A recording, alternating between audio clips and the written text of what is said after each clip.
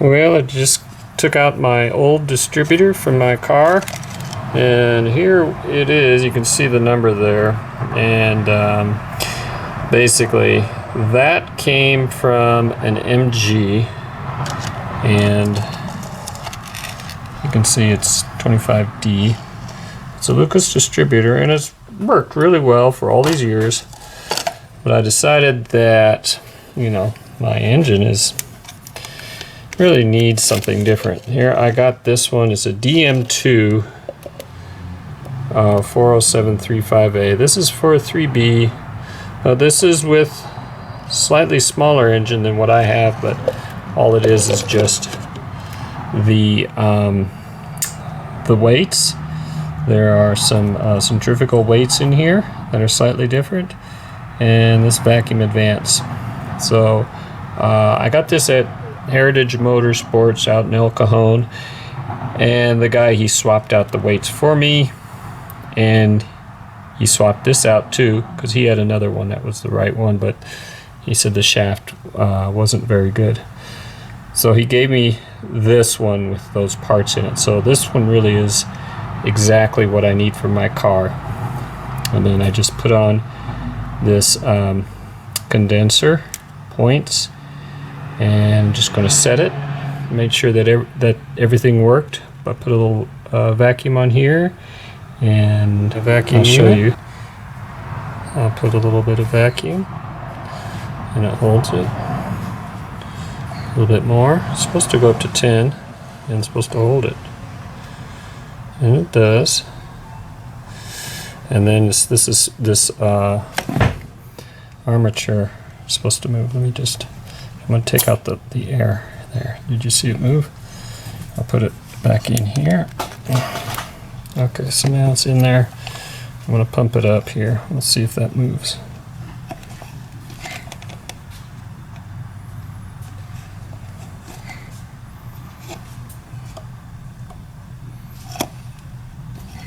You can see it move just a little bit.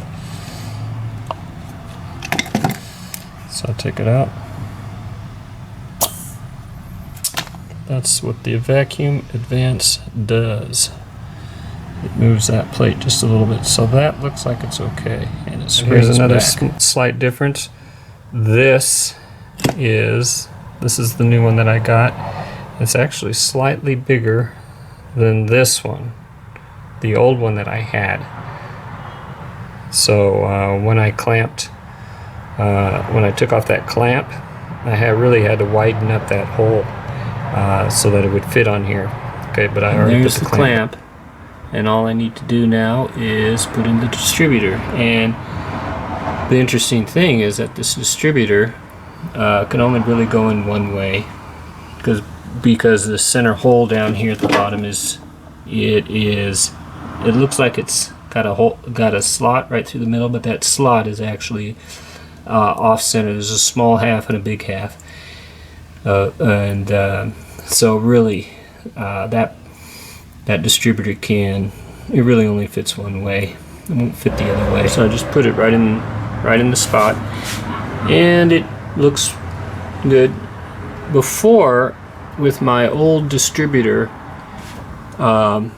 this was such a tight fit, and this right here is the dipstick for the oil.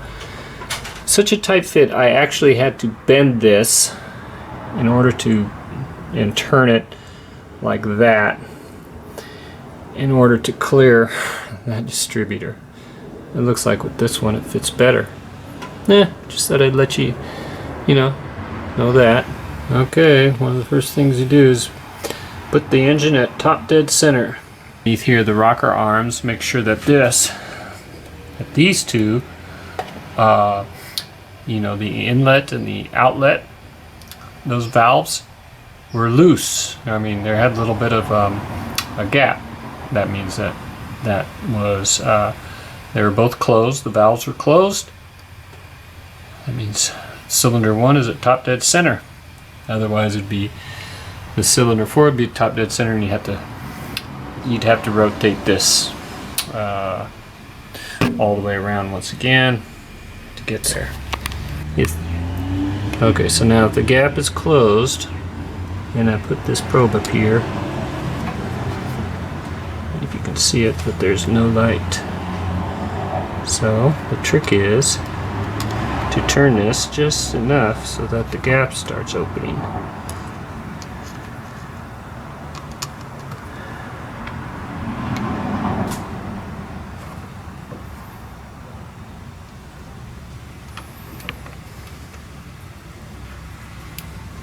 I just saw a little spark, so I know it's open now.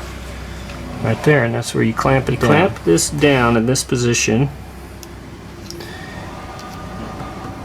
and the next step is you have to adjust this, advance this curly knob till you see 4 degrees, and that'll be 2 of these little marker lines right there.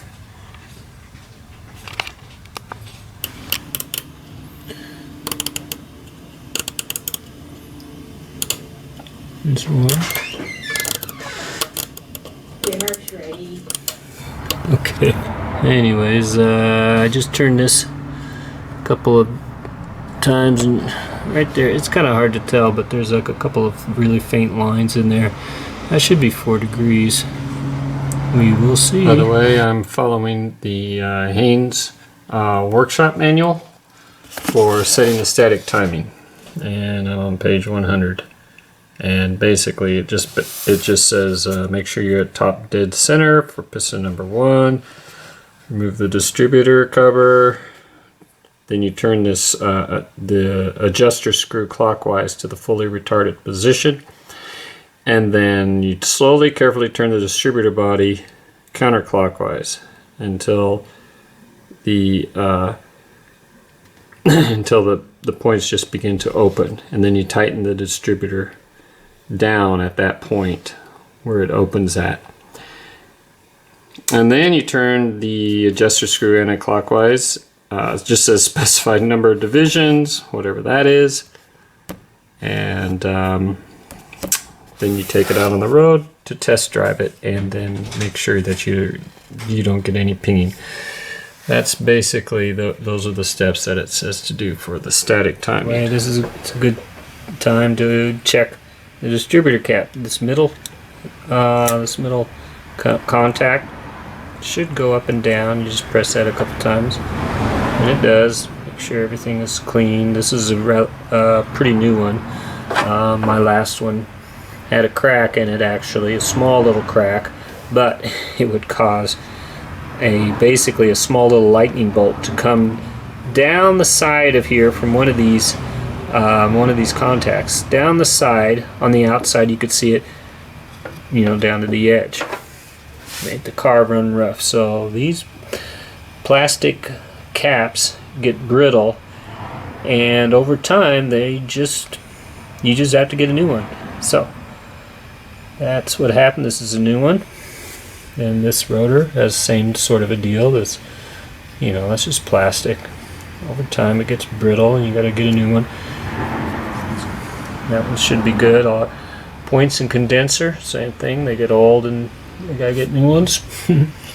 These are all new. Okay, started up fine, but I don't know if you can hear, but the engine sounds a little rough. And I'm just gonna check the timing to see what it's set at.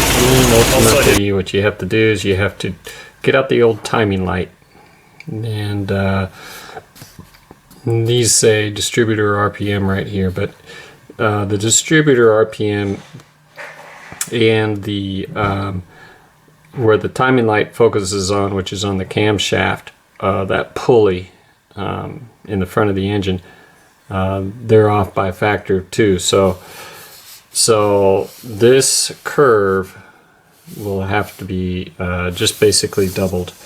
The number of degrees for advanced, say, is 16 here. It should be, when you measure it with the timing light at this RPM, it should be 32. So that way you get it right on. You'll get right on the curve. And here at low RPM, say like you're at 800 RPM, 10. It says 10. That seems kind of high, but it should, according to this, it should be 20. The most important thing, I think, is this this upper limit. You want to set, you don't want that to be too high or else you get pinging. Here's the timing light, and I noticed that I try to keep the leads separate as possible so that I don't have any of this twisting action. Otherwise this timing light will jump all over the place. And basically there you go, you put it on the number one lead right there. So let me start her. Alright, let me just start her up here. Okay, it starts up really good. Let me just put the timing light on here. It's kind of hard to do with only one hand, but I had to, so I couldn't film this. But I revved it up, and this is what I got when I revved it up. Basically, I'm about, I don't know, 28. Looks like 28 degrees advanced. I might just up it just one. It seems to be running pretty good though now. But if I want to advance it, I just turn this knob here, you know, this one right here. And you can see it's supposed to be, you just turn it advance, which is down this way, so you turn it this way. Just turn it around, you know, maybe one or maybe a couple revolutions. Okay, I just turned the knob just maybe one full revolution, and now at idle, I'm at 10. And I revved it up, and I measured the timing on it, and I revved it up, and that was now at 30. Which is pretty good. One last thing I wanted to try to do is just see how much vacuum I got in this line, because I was kind of curious. I stuck the end of this tube on there, and it's not really 100%, but it's connected up to my Mighty Vac. And I'm just going to try to turn on my car, just see what it gives me. So here it is. It's got a, and then there's slow idle is nothing really. Let me just rev it up a little bit.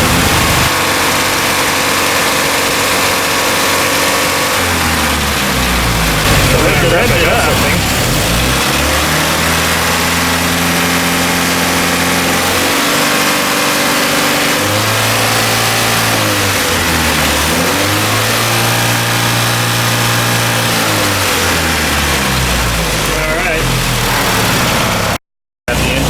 idle, and my timing light is indicating about 8 degrees.